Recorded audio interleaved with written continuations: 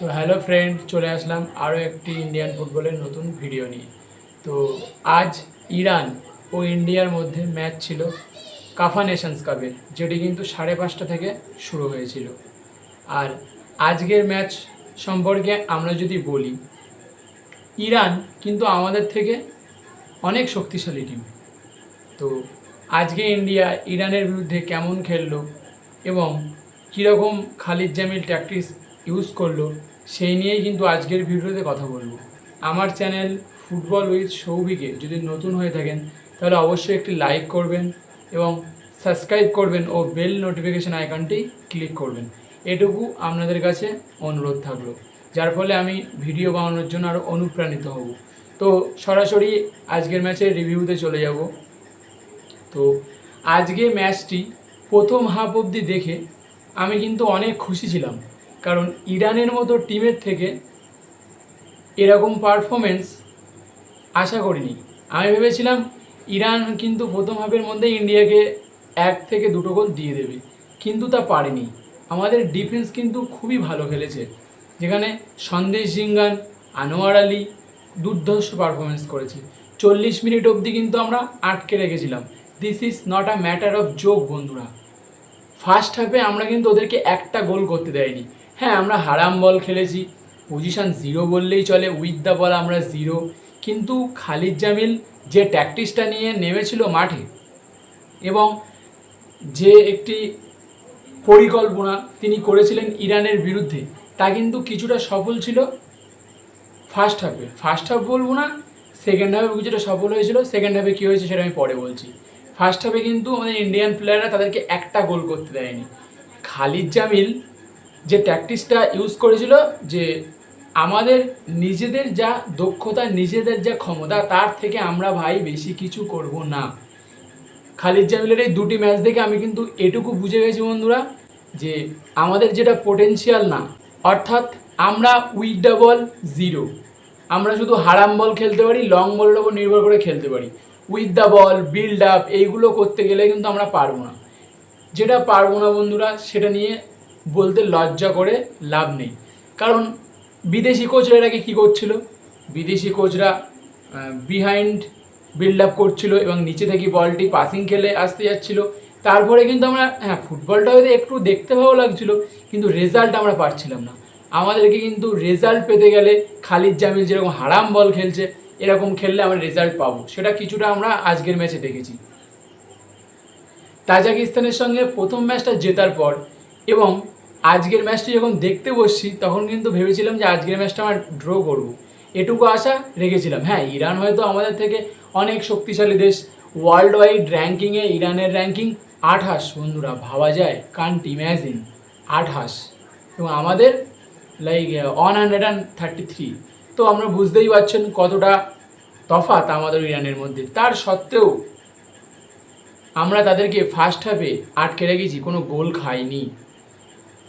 এবং আমি যে মেন পয়েন্টটা ভাবছি, যে এই টিম নিয়ে এরকম খেলে খালিদ জামিল এই পারফরমেন্স করছে, এবং যদি মোহনবাগানের সব প্লেয়াররা পায় এবং তার হাতে যদি ইন্ডিয়ার সব থেকে ভালো ভালো প্লেয়াররা থাকে, তখন তিনি কতটা ভালো প্রদর্শন করে দেখাবেন, এটা কিন্তু এই 2টো ম্যাচ থেকে বুঝে গেছি। তো আজকের ম্যাচে ফার্স্ট হাফ অবধি আমরা কিন্তু ইরানকে আটকে রাখতে পেরেছিলাম, কিন্তু সেকেন্ড হাফে বলবো কিছুটা ডিফেন্সিভ ল্যাপস ছিল সন্দেশ জিঙ্গানের থেকে, কিছুটা ডিফেন্সিং ল্যাপসের থেকে আমরা গোলটা খেয়েছি।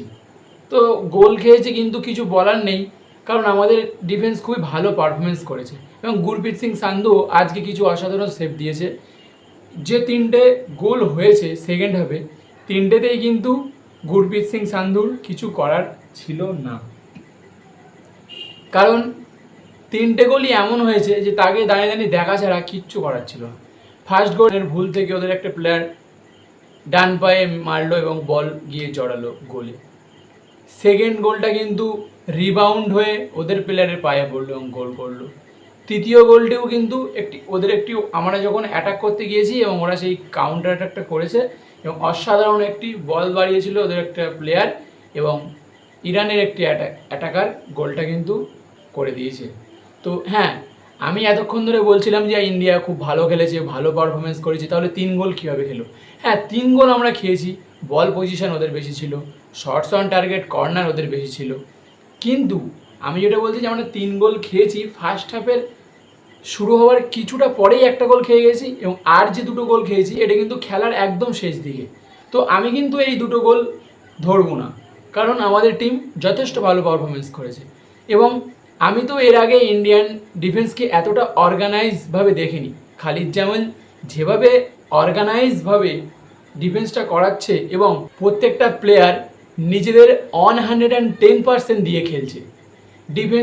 ডিফেন্সে একটা সময় দেখছি 5 জন এবং সামনে 4 জন, এমনকি এমনও হচ্ছে যে 5-5 ফরমেশনে খেলছে। তো আমরা যে ইন্টেনশন নিয়ে মাঠে খেলতে নেমেছিলাম সেটা কিন্তু কিছুটা পূরণ করতে পেরেছি। এবং এভাবে অর্গানাইজ ওয়েতে খেললে আমরা কিন্তু বড় যেসব দল যাদের বিরুদ্ধে আমাদের স্কোর করা অসম্ভব, তাদের বিরুদ্ধে কিন্তু আমরা অ্যাটলিস্ট ড্র করতে পারবো, সেই ভরসাটা খালিদ জামিল কিন্তু জুগিয়েছেন। এবার যদি বলি ইন্ডিয়ার অ্যাটাকিং সম্পর্কে, অ্যাটাকার কিন্তু ইন্ডিয়ায় মিসিং আছে। একজন ট্রলিফিক গোল গেটারের অভাব কিন্তু আজকের ম্যাচে আমরা দেখেছি, কারণ সুনীল ছেত্রী যাওয়ার পর সেরকম কেউ নেই যাকে দেখে বলা যায় যে এই প্লেয়ারটা গোল করবে। এটা কিন্তু খালিদ জামিলকে একটু ভাবাবে এবং একটু চিন্তার বিষয়, কারণ সেকেন্ড হাফে যখনই মহেশ নাউরেন সিং এই প্লেয়ারটা কিন্তু দেশের জার্সিতে সবসময় জ্বলে ওঠে। মহেশ নাউরেন সিং কিন্তু যেটুকু সময় নেমেছে, 15 থেকে 20 মিনিট খেলেছে, তিনি কিন্তু বিপক্ষ ডিফেন্সে ত্রাস সৃষ্টি করেছেন কিছুটা। মহেশ নামার পরে কিন্তু একটি সুযোগ এসছিল, কিন্তু সুযোগটি কাজে লাগাতে পারেনি আমাদের অ্যাটাকার। এবং আজকের ম্যাচের ইন্ডিয়ান টিমের যদি যে কোনো একজনের কথা বলা হয় তাহলে কিন্তু আশিক কুরুনিয়ানের নাম না বললে নয়। আশিক কুরুনিয়ান যেভাবে খেলেছে, হ্যাটস অফ, খুবই ভালো খেলেছে আশিক কুরুনিয়ান। লেফট উইং থেকে সে খুবই ভালো খেলেছে, বল হোল্ডিং করেছে এবং ডিফেন্সও করেছে। যেটুকু খেলেছে এবং যেটুকু পজিটিভ আজকের ম্যাচে কোনো প্লেয়ার খেলেছে সেটা কিন্তু আশিক কুরুনিয়ান। আরেকজন জিতিন এমএস, এই জিতিন এমএস কিন্তু গেম টাইম পেলে কি করতে পারে সেটি আজকের ম্যাচের শেষ টাইমে আমরা দেখেছি। রাইট উইং থেকে জিতিন এমএস একটি বল পায় এবং ইরানের তাদের ডিফেন্সকে কাটিয়ে কিছুটা দুলকি চালে ডচ দিয়ে জিতিন এমএস কিন্তু খুব সুন্দর একটি ক্রস পাঠায়, যেটি কিন্তু আশিক কুরুনিয়ান হেডে গোল করতে পারত, কিন্তু তাদের গোলকিপার বলটি কালেক্ট করে নেয়। তো আজকের ম্যাচে ইন্ডিয়া 3-1 গোলে হেরেছে ঠিকই, কিন্তু খালিদ জামিল দেখিয়ে দিল পোটেনশিয়াল অনুযায়ী খেললে এই ইন্ডিয়ান টিম কিন্তু আরও ভালো ফিফা র্যাঙ্কিং ডিজার্ভ করে। র্যাঙ্কিংয়ের কথা ছেড়েই দিলাম, অন্তত বিপক্ষ টিম যাদের সাথে আমরা গোল করতে পারি না তাদের সাথে কিন্তু ড্রোটা অ্যাটলিস্ট আমরা করতে পারি যদি আমরা আমাদের পোটেনশিয়াল বুঝে খেলি।